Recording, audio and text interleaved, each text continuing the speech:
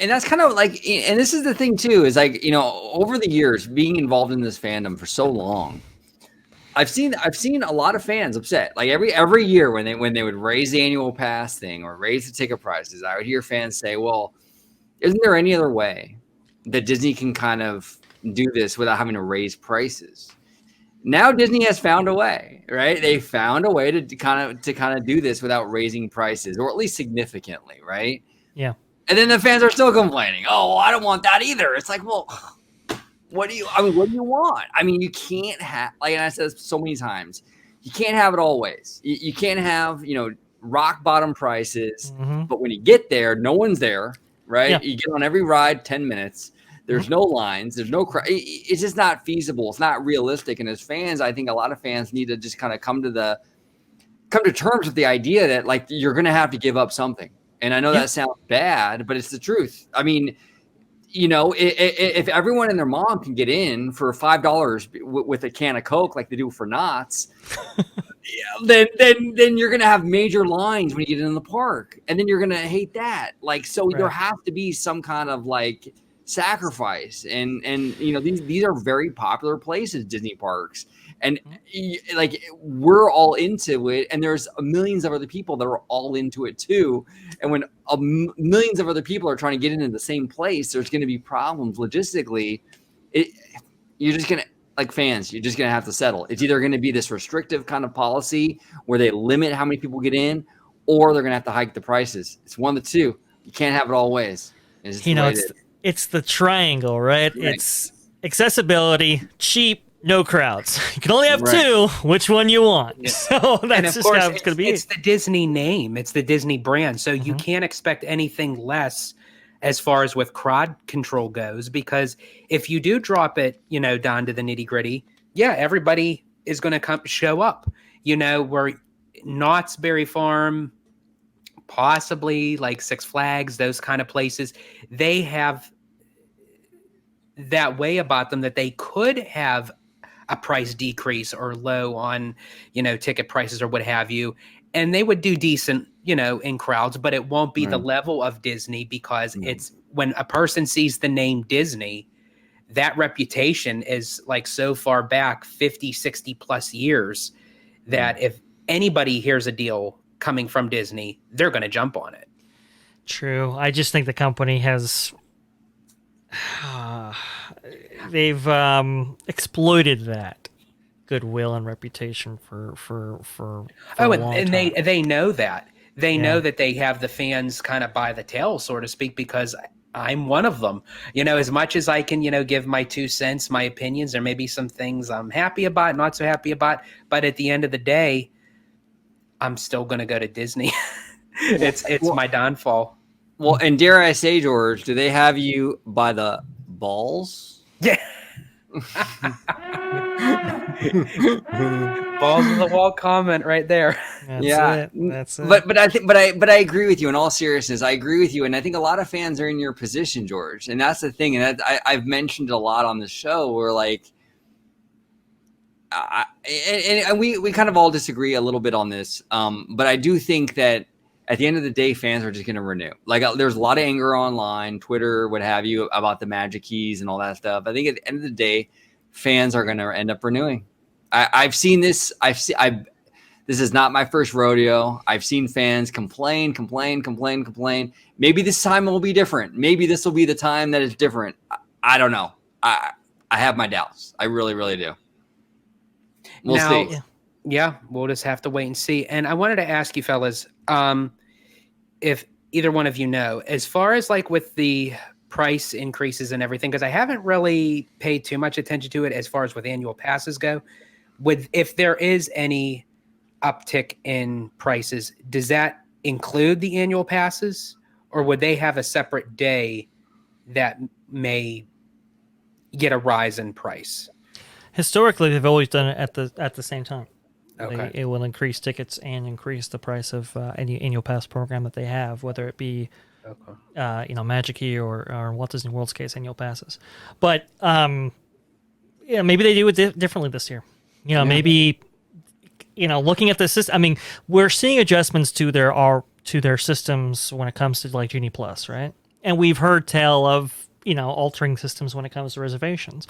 Maybe, as we've kind of alluded to on the show before, with the Magic Key program and even the annual pass holder program in Walt Disney World, maybe they adjust those as well. And before they announce any price increases for those, or price adjustment for those, I should, more accurately state, maybe that comes with a reformatting of those of those programs. So I don't know. Maybe we see something different this year when it comes to that. Just because I don't think Disney likes where those programs now currently sit. At least when it comes to Disneyland especially.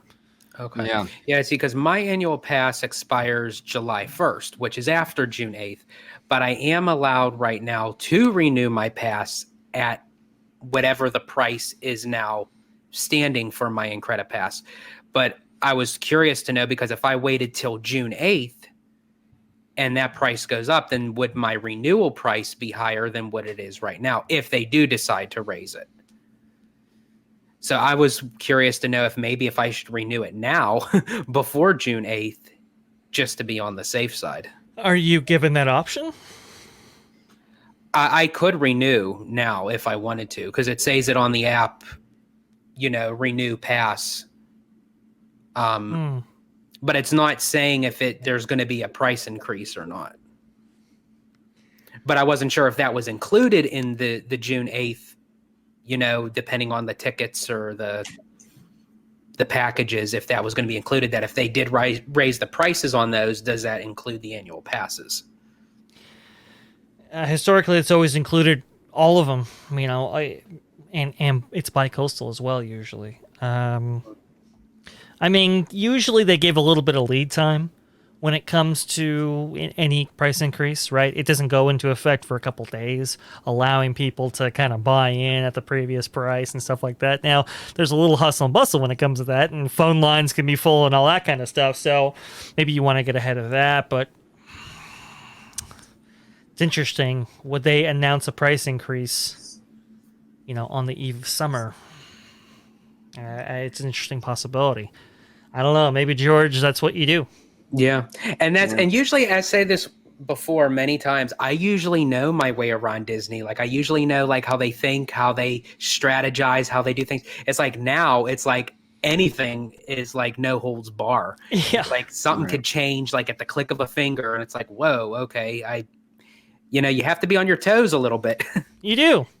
And it speaks to the flexibility that, Chapek has afforded the company. The kind of dynamic that they've looked for a long time. This kind of nimbleness, so to speak, right? The ability to kind of change on the fly and adjust to market conditions and market forces and so forth. It's what they wanted for a long time, and that's what they're doing. They always zig when they think they're going to zag.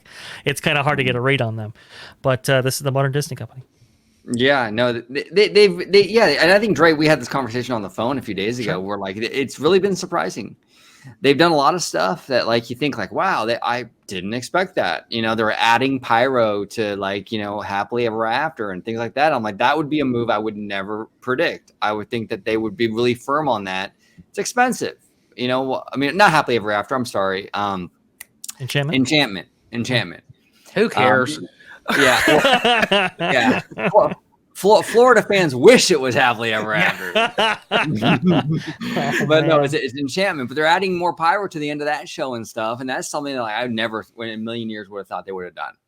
That's a cost-saving measure. I didn't think they would do that, and here we are, So they do throw a lot of curveballs, and it's weird. It's weird. It's just stuff you wouldn't think. It's really strange.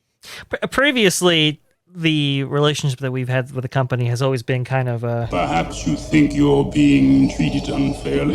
It's a little like, oh, do you feel that you're not getting the deal that you wanted? Okay, let's give you less. But, I like to see the company giving more. I like to see the company kind of reevaluating all their options and their experiences and kind of, adjusting to the point where, hey, let's give them a little bit better of an experience. Let's, get the red car trolley back kind of thing. Let's, get some more pyro in this show. It is encouraging to see on that level. And, hopefully that trend continues. We'll see. Like I said, with this kind of incoming recession, so to speak, and It's got a lot of people concerned. I think Disney's going to have to be a little bit creative, getting people to walk through the door without having to pour out a bunch of CapEx in order to do so. So maybe we see that in the form of new entertainment offerings. Maybe we see that in the form of discounting and so forth. I think it's going to be interesting, and Chapek has laid the groundwork in order for the Disney company to be able to react to market conditions accordingly.